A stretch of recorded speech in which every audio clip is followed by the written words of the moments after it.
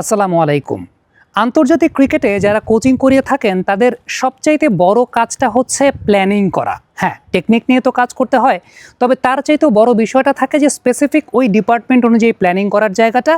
মোহাম্মদ আশরাফুল এই মুহূর্তে বাংলাদেশ টিমের ব্যাটিং কোচ হিসেবে দায়িত্ব পালন করছেন এবং ডারউইন টেস্টে বাংলাদেশ যেই প্ল্যানে ব্যাটিং করেছে সেই প্ল্যানটাকে আমি বলবো যে খুব ভালো প্ল্যানে ব্যাটিং করেছে। প্রথমত একটা বিষয় লক্ষ্য করে দেখবেন, সেটা হচ্ছে যে প্রথম দিনটাতে যখন বাংলাদেশ ব্যাটিং করছিল, ব্যাটাররা কিন্তু ব্যাটিং ক্রিজের খুব ভেতরে ঢুকে ব্যাটিং করছিলেন এবং এই জায়গাটায় ডেফিনেটলি মোহাম্মদ আশরাফুল উইকেট অনুযায়ী বাংলাদেশ টিমকে এরকম একটা প্ল্যান দিয়েছেন অপোনেন্ট টিমের বোলিং স্ট্রেংথ অনুযায়ী, যে তাদেরকে ভেতরে ঢুকে বা পপিং ক্রিজের একটু ভেতর থেকে ব্যাটিং করতে হবে। বিশেষ করে মিচেল স্টার্ককে যখন আপনি খেলছেন তখন আপনি যদি একটু সামনে থেকে খেলেন, বিশেষ করে বাঁহাতি ব্যাটসম্যানরা যখন ক্রিজে রয়েছেন, স্টার্ক ওই লেন্থের বল, সামনের লেন্থের বল অনেক সময় প্যাডে লাগার সম্ভাবনা থাকে। সো হয়তো বা সাদমান ইসলামকে এরকম একটা মেসেজ দিয়ে দেওয়া হয়েছিল বা প্র্যাকটিসটা ওইভাবে করানো হয়েছিল যে ডিপ ইনসাইড দ্য ক্রিজ একটু লেট রিয়াকশনে তারা খেলবে। আরেকটা অনেক বড় কারণ হতে পারে যে অ্যালেক্স ক্যারি তিনি কিন্তু শর্ট কিপিং করে থাকেন। আমরা প্রায়ই দেখতে পারি যে সময় অস্ট্রেলিয়ান পেসারদের সুইংগুলোকে কাট অফ করার জন্য ব্যাটসম্যানরা একটু আগে থেকে নেগোশিয়েট করার চেষ্টা করেন, অ্যালেক্স ক্যারি তখন শর্ট কিপিং করে পরবর্তী সময় কিন্তু পুরো প্ল্যানটাকে পরিবর্তন করে দেন। সো প্রথম দিনে বাংলাদেশের ব্যাটসম্যানরা আসলে এত ভেতরের দিকে দাঁড়িয়েই ব্যাটিং করছিলেন যে অ্যালেক্স ক্যারির সামনে আসার সুযোগটা ছিল না।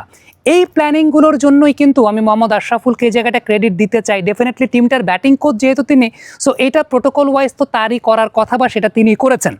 দ্বিতীয় দিন একটা বিষয় আমরা দেখতে পেয়েছি যে তানজিদ তামিম যখন ওয়েবস্টারকে ডাউন দ্য ট্র্যাক এগিয়ে যখন কয়েকটা মারলেন, এরপর অ্যালেক্স ক্যারি কিন্তু উইকেটের সামনে এসে কিপিং করেছেন। অনেকক্ষণ অ্যালেক্স ক্যারি উইকেটের সামনে এসে কিপিং করেছেন এগেইনস্ট দ্য পেস বোলার্স। তবে তারপরও বাংলাদেশের ব্যাটারদেরকে কিন্তু কোনো বিচলিত হতে দেখা যায় নাই। অ্যালেক্স ক্যারির শর্ট কিপিংটা বাংলাদেশের ব্যাটসম্যানদেরকে কোনো বিপদে ফেলে নাই। So Bangladeshi batters had plan B also. Mohammad আশরাফুলকে এই কারণেই ক্রেডিটটা দিচ্ছি যে definitely as a batting coach তিনি সেভাবে পরিকল্পনা করেছেন। ব্যাটিং প্ল্যানের আরেকটা গুরুত্বপূর্ণ বিষয় আমি বলবো যে হাসান মাহমুদকে ব্যাটিং আগে নামানো তাইজুলের, এখানে অনেকগুলো কারণ থাকতে পারে। প্রথমত অস্ট্রেলিয়াকে একটা সারপ্রাইজ দেওয়া যে তারা হয়তো বা প্রিপারেশনটা তাইজুলের জন্য রেখেছিলেন, মিরাজের পর নামবেন। দ্বিতীয়ত নেইথান লায়ন যেহেতু বোলিংয়ে রয়েছেন, এই জায়গাটা একজন ডানহাতি ব্যাটারকে আগে নামানোটাই হয়তোবা টিম ম্যানেজমেন্ট সেফ মনে করেছে, কিংবা আমি যারা ব্যাটিং নিয়ে প্ল্যান করেছেন এই টিমটাতে তারা সেফ মনে করেছেন। আপনি যদি দেখেন যে হাসান মাহমুদ কিন্তু 23টা বল খেলেছেন, নেইথান লায়নের সার্ভাইভ করেছেন, যেখান থেকে 5টা রান পেয়েছেন। সো এটাও কিন্তু একটা খুব গুরুত্বপূর্ণ বিষয় যে আজকে আপনি ব্যাটিংয়ে হাসান মাহমুদকে আগে দেখতে পেয়েছেন তাইজুল ইসলামের, কারণ বাঁহাতি ব্যাটসম্যানকে নেইথান লায়নের সামনে হয়তো বা এক্সপোজ করতে চান নাই। শান্ত যখন ব্যাটিং করতে নেমেছেন ওই সময়টাতে যে বিষয়টা দেখা গেছে সেটা হচ্ছে শর্ট বলে একমাত্র শান্তকেই দেখা গেছে শর্ট খেলতে। শান্ত শর্ট খেলে ওইদিকে তানজিদের ইনিশিয়াল যে শেকিনেসটা ছিল সেই শেকিনেসটাকে দূর করে দিয়েছে। সো টিমের প্ল্যানটা এখানে এরকম ছিল যে শান্ত এখানে শর্ট খেলবে এবং শান্ত শর্ট খেলেছে দেখে পরবর্তী সময় কিন্তু Australia field set up spread আপও করে দিয়েছে। সো সব কিছু মিলে বাংলাদেশের ব্যাটিং প্ল্যান আমার কাছে খুব ভালো মনে হয়েছে। যদিও নতুন বল আসার পর বাংলাদেশ ব্যাক টু ব্যাক 3টা উইকেট হারিয়েছে, সবাই বাইরের বলকে খোঁচা দিয়ে এসেছেন। এই জায়গাটা ব্যাটারদের এক্সিকিউশনের একটা প্রবলেম তো ছিল বা সেটা তো হয়েছে।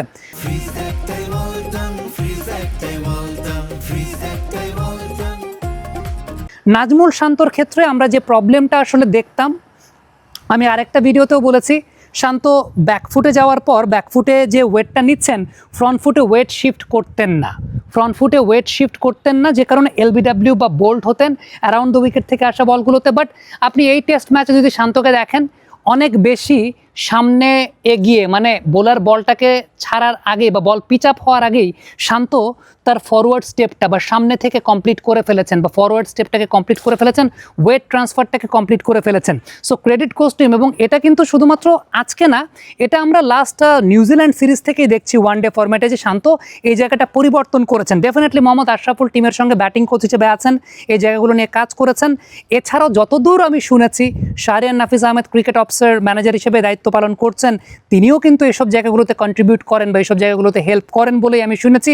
আই এম নট শিওর, আমি বলতে পারবো না, বাট আমার কাছে মনে হয় আমি যতটুকু শুনেছি বিভিন্ন জায়গায় যে এই পার্টিকুলার ব্যাপারগুলো নিয়ে কাজ করেন তারা। মোহাম্মদ আশরাফুল কাজ করেছেন বা শাহরিয়ার নাফিজ আহমেদ কাজ করেছেন এই পার্টিকুলার বিষয়টা নিয়ে। এবং সত্যি কথা বলতে আশরাফুল ইন্টারন্যাশনাল ক্রিকেট খেলেছেন, টপ লেভেলের ক্রিকেটের ওই টেম্পোটা সম্পর্কে জানেন, ডেফিনেটলি প্লেয়ারদেরকে হেল্প করছেন। হ্যাঁ, জিম্বাবুয়েতে মাটিতে আমরা সাফল্য পাইনি, একটা সিরিজের সাফল্য নাও পেতে পারে, কিন্তু আপনি যদি অন্যান্য চিন্তা করেন, Pakistan series, Australia series, even New Zealand series, one day ফরম্যাটটাতে বাংলাদেশের ব্যাটাররা কিন্তু সাফল্য পেয়েছে। দেশে ভালো উইকেটে খেলা হচ্ছে। টনি হেমিং একটা অনেক বড় ক্রেডিট অবশ্যই পাবেন যে যখন ভালো উইকেটে খেলা হবে, আপনি দেশে ভালো উইকেটে খেলছেন মানে আপনার ব্যাটিং উন্নতি হচ্ছে, আপনি গিয়ে অস্ট্রেলিয়াতে ভালো পারফর্ম করছেন। সো অল টুগেদার একটা বেশ ভালো, আমার কাছে মনে হয় হেলদি এনভায়রনমেন্ট আমরা এখন পর্যন্ত দেখতে পেয়েছি। এই ভিডিওটা আলাদা করে মোহাম্মদ আশরাফুলকে নিয়ে করা, আই থিঙ্ক আমার কাছে মনে হয় যে he has done a wonderful job. Comment বক্সে আপনাদের মন্তব্য মতামত জানতে চাই, লিখে পাঠাবেন।